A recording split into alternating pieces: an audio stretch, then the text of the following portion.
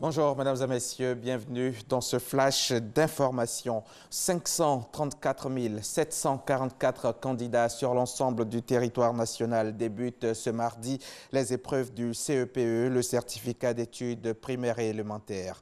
Les épreuves sont l'éveil au milieu, la dictée et les mathématiques, puis l'exploitation de textes, première matière de cette session 2018. L'examen a démarré ce matin à 8 heures précises.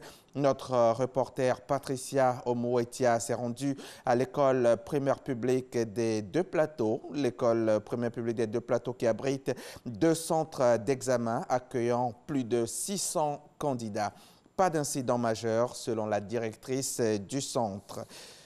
Les épreuves du CEPE se déroulent, comme je le disais, sur l'ensemble du territoire ivoirien et à San Pedro, ils sont 19 593 candidats qui composent ce matin dans 65 centres que compte la Direction régionale de l'éducation nationale. Dans la cité portuaire, c'est sous une pluie battante que les candidats sont arrivés dans les différents centres d'examen. Le lancement officiel de l'examen du CEPE et du concours d'entrée en 6e s'est déroulé au groupe scolaire Lyon Club du Bardo en présence du secrétaire général de préfecture et de notre correspondant dans la région, Sam Conan. Son reportage à 13 h. Nous sommes mardi 5 juin et l'on célèbre aujourd'hui la Journée mondiale de l'environnement. Le thème retenu cette année est combattre la pollution plastique avec pour slogan national une Côte d'Ivoire sans plastique, cela est possible. Cette journée de l'environnement décrétée par les Nations Unies vise à encourager les actions de sensibilisation en matière de protection de l'environnement. Écoutons la déclaration du gouvernement recueillie ici par notre reporter Grace Kondo. La Journée mondiale de l'environnement permet de développer les bases nécessaires pour éclairer l'opinion publique. Elle enseigne aux citoyens, aux entreprises et aux collectivités le sens de la responsabilité dans le cadre de la protection et la préservation de l'environnement. Cette année, le thème retenu est « Combattons la pollution plastique ». Ce thème vise à encourager les gouvernants à explorer des alternatives durables afin de réduire de toute urgence la production et l'utilisation excessive de plastique à usage unique, responsable de la pollution de notre cadre de vie et de nos océans. Chaque année, le monde utilise 500 milliards de sacs en plastique, majoritairement à usage unique ou jetable.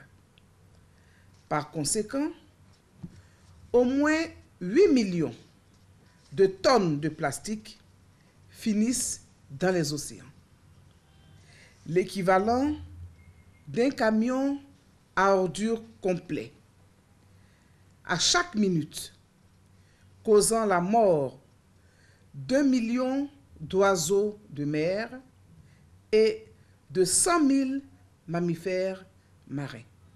La majorité des déchets plastiques proviennent des emballages alimentaires à usage unique. Selon des experts ivoiriens de l'environnement, les sachets plastiques composent à ce jour 12% de l'ensemble des déchets collectés quotidiennement à Abidjan. Et cette question, y a-t-il une politique du après-moi le déluge à la manœuvre en République démocratique du Congo? Le G7, une des plateformes de l'opposition, interpelle Joseph Kabila lui-même.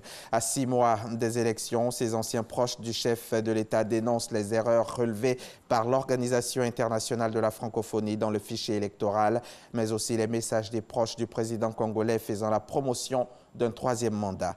Pour le président du G7, Pierre Lumbi, l'heure est grave. Il faut que Joseph Kabila fixe l'opinion où il sera le seul responsable du chaos qui ne manquera pas de s'abattre sur le pays. À Madagascar, un premier ministre de consensus a été nommé lundi. Hier, 4 juin, le président de la République, Eri Rajaonarimampiana, a nommé le haut fonctionnaire Christian Tsey comme nouveau chef du gouvernement. Une nomination qui est intervenue quelques heures après la démission de l'ancien premier ministre. Cette nomination suffira-t-elle à apaiser les tensions qui durent depuis plus d'1 mois? Les défis du nouveau premier ministre sont encore nombreux. Au Sénégal, 2 mois après sa condamnation à 5 ans de prison, le procès en appel de Khalifa Sall débute ce mardi matin et toutes les parties ont fait appel. Le maire de Dakar, qui est en prison depuis mars 2017, a été reconnu coupable d'escroquerie et non de détournement de deniers publics. L'État, qui demandait des dommages et intérêts, a été débouté et le parquet estime que les peines ne sont pas suffisantes. Ce procès en appel s'annonce donc comme en première instance très politique. Et puis pour terminer, l'Iran va informer l'AIEA, l'Agence internationale de l'énergie atomique, de sa décision d'engager le processus pour augmenter à terme la capacité de production d'uranium enrichi. C'est ce qu'a annoncé le porte-parole de l'Organisation iranienne de l'énergie atomique. Cette déclaration intervient alors que les États-Unis demandent à l'Iran de cesser totalement son programme d'enrichissement d'uranium et que les Européens veulent de nouvelles limitations à partir de 2025. C'est la fin de ce flash. On se retrouve à 13 h pour le développement de toutes ces informations.